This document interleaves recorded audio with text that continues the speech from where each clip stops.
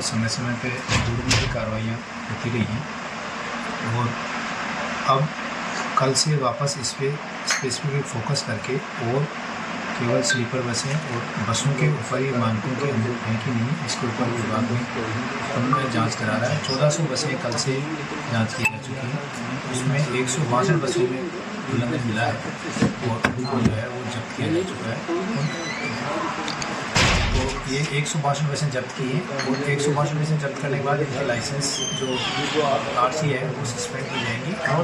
तो मोटर मालिक को उसको समय दिया जाएगा कि भी वो अपना इसको ठीक करा के लाए कोड के अकॉर्डिंग।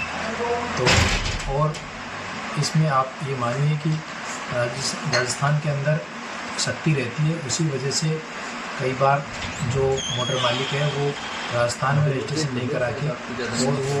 कहीं अरुणाचल प्रदेश या MP या कहीं दूसरी जगह से भी रजिस्ट्रेशन कराने का उसमें चलता है। फिर भी इस घटना से सबक लेते हुए परिवहन विभाग ये चाहता है कि आगे इस तरह की घटना नहीं हो, उसके लिए क्या सुधार किया जाए परिवहन विभाग के स्तर पर भी और जो बस बॉडी बनाने वाले मैन्युफैक्चरर हैं उनके स्तर पर भी। उसके लिए जो है वो ये समिति बनाई गई है कि ये आके पूरा स्टडी करके एक सुझाव और एक रिपोर्ट कंप्लेंट राज्य सरकार को दे, जिससे कि आगे जो है वो चीज़ें इस तरह की चीज़ें कम से कम हादसे के बाद अब जो सरकार है वो क्या निर्णय ले रही है ऐसे लोगों को? अब इसमें क्या है कि जैसे एक तो मैंने बताया कि कल से सभी बसों का एक बार वापस जांच करवा रहे हैं, ये एक बिंदु है। दूसरा बिंदु जो आज करवाया है वो ये है कि पूरे राजस्थान के अंदर जो भी बस बॉडी मैन्युफैक्चरर्स हैं उनके यहाँ पर हमने टीमें भेजी हैं और उनके यहाँ पर जो है वो जांच कर रहे हैं कि वो जो बस बना रहे हैं उस वक्त ही क्या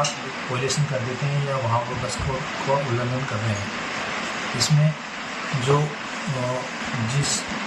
मैन्युफैक्चरर ने यह वाली बस बनाई थी जो दिकानटिका में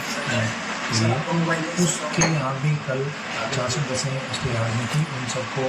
जो है आज 100 टीमें लगा के 35 बसों को उसमें से जाँच की जा चुकी है और 10 बसें वहाँ पर ऐसी हुई जिनका क्लियर कर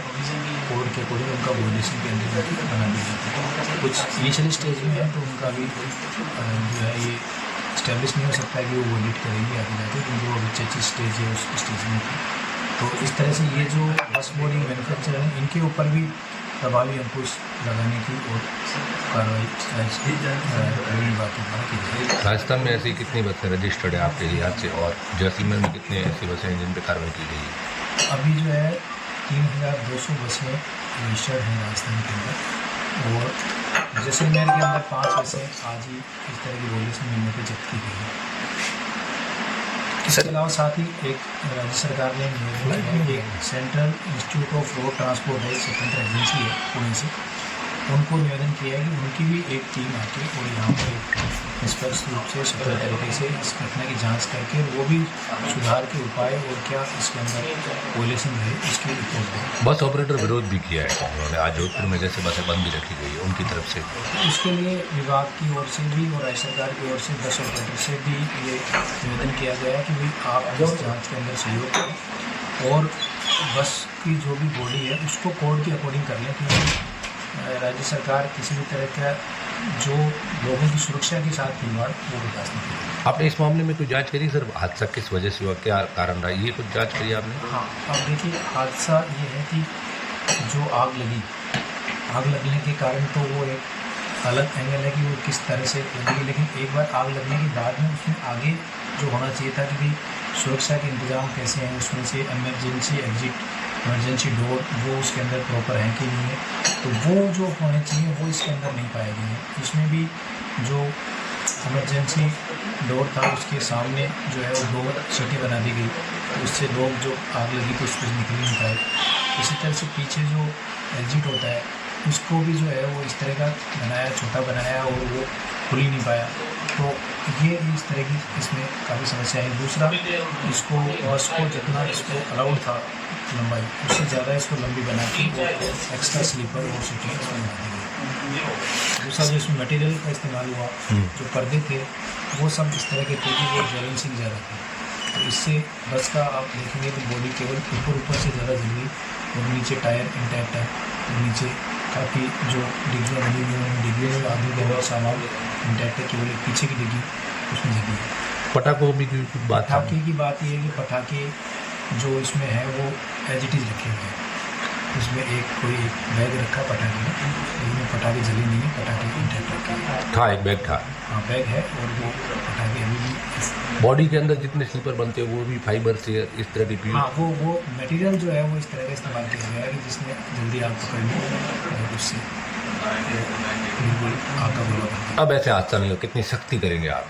गया। शक्ति, इसमें पूरी शक्ति राज्य सरकार की रहेगी और ये मौका भी ऐसा है जिसके अंदर हम सब अपने घर को ठीक करें। तो इसके लिए यही है कि हम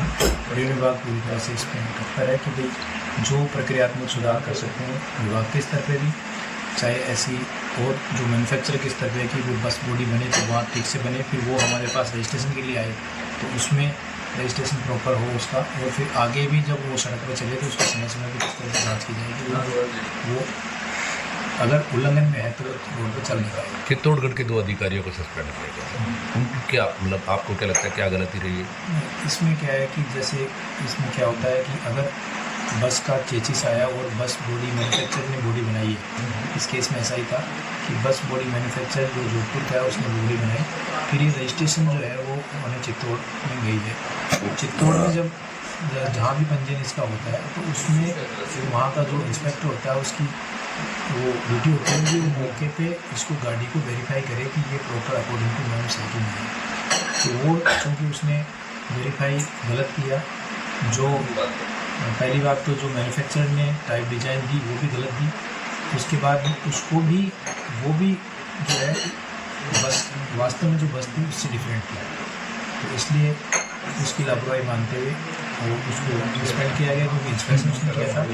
और DTO उस दिन चूँकि जो दूसरे DTO का जिसके पास चार्ज था वो भी नहीं था,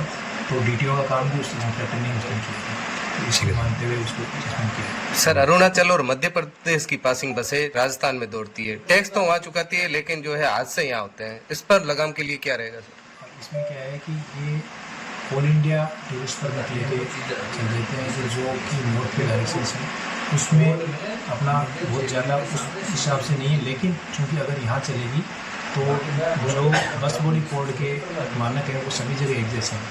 अगर कोई बस बॉडी ऑपरेटर या बस बॉडी मालिक ये सोचे कि मैं बाहर रजिस्ट्रेशन करा के और उल्लंघन करके यहाँ चला लूँगा तो वो फिर कतई बर्दाश्त नहीं होगा, और बस बॉडी कोड के मानक मान्य होंगे चाहे वो कहीं भी रजिस्ट्रेशन कराए। अगर आप ये वीडियो YouTube पर देख रहे हैं तो हमारे चैनल को सब्सक्राइब कर बेल आइकन दबाएं, और Facebook पर देख रहे हैं तो हमारे पेज को लाइक करें।